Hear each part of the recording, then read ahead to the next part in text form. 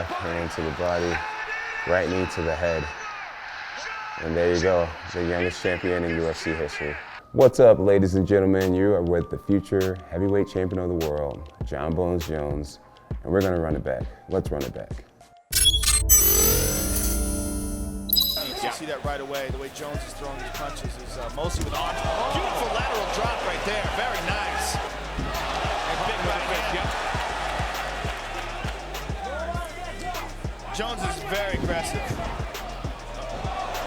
Good left hands by Jones. Move that elbow up again. Man, UFC 87, it was the first time I met Rampage Jackson.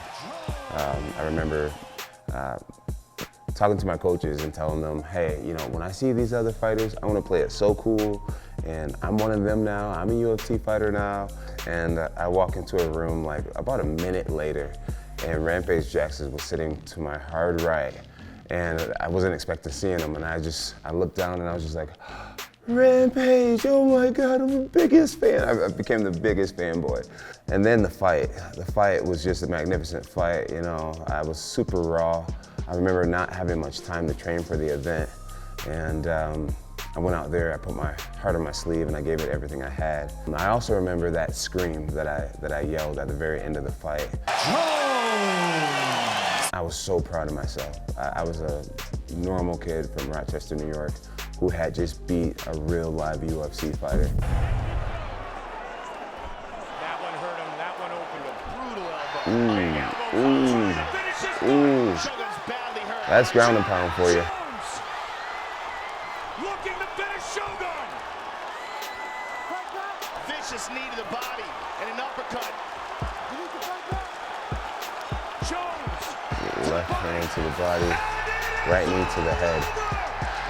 And there you go, the youngest champion in UFC history. It wasn't my goal to be the youngest champion in UFC history, it just kind of happened. Man, I'll never forget just training for that Shogun fight. I think I had 6 weeks to prepare for the fight after fighting Ryan Bader. One of my fond memories of that fight, I saw his brother walking out to the cage behind Shogun, carrying the UFC light heavyweight championship. He was waving it up in the air. And I was in the blue corner, so I came out to the ring first. And I remember thinking to myself, oh, you done messed up now. You done messed up now. You just reminded me of why I'm here. Lyoto was one of the guys that all my coaches would preach to me about. You know, in my upcoming, it was always, Lyoto, he can kick really hard. He doesn't worry about hurting his legs. Lyoto eats healthy. Lyoto drinks his own urine. Lyoto, you know, everything was about Lyoto and his discipline and dedication and what he would do to be the best. And we had a really nice fight. It didn't last very long.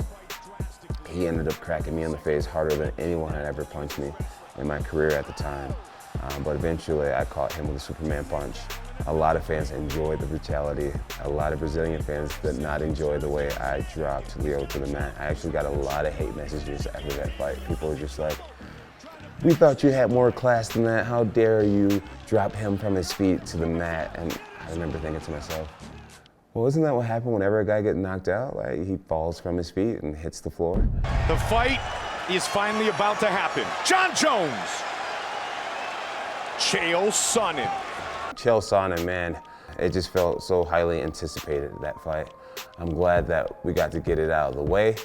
I felt like I Chael Sonnen. I did exactly what he did to most other people, which was get right into their grill, not give them any room to move, smother with wrestling, and that's what I did to Chael. At some point in the fight, I went to go throw a left elbow, and I rotated off my left foot really hard, and my big toe completely snapped, almost off. It was hanging on by just a few ligaments, and I do a cartwheel after I'm bouncing around, prancing around the ring, and Joe Rogan finally stops me and he's like, Jon, I think you broke your toe. And immediately looking at my toe hanging off, I started to feel the adrenaline almost went away immediately, and I started to feel almost in shock. And we sat down. We actually finished the interview. While doing an interview on national TV, a doctor came in, underneath the cameras and snap my toe back into place. And finished the interview, which I was really proud of. I've been out for over 3 years now. I've been training consistently. I mean, we went through a pandemic, and I was on the sidelines just taking care of my family, watching the UFC and watching the whole fight island, watching champions. I just stayed super loyal to my goals. I didn't let anything distract me. For 3 years without being able to play, I continued to practice. Now we're here. I'm grateful. I'm grateful to be here. I'm grateful for the opportunity to fight against a guy like Ciryl Gane. I feel better than ever. I feel more valued by the fans. I felt missed by the MMA community, and that's a great feeling. Feeling good translates into great performances. Living a good life translates into great performances, and that's what I'm going to do. I'm going to perform great.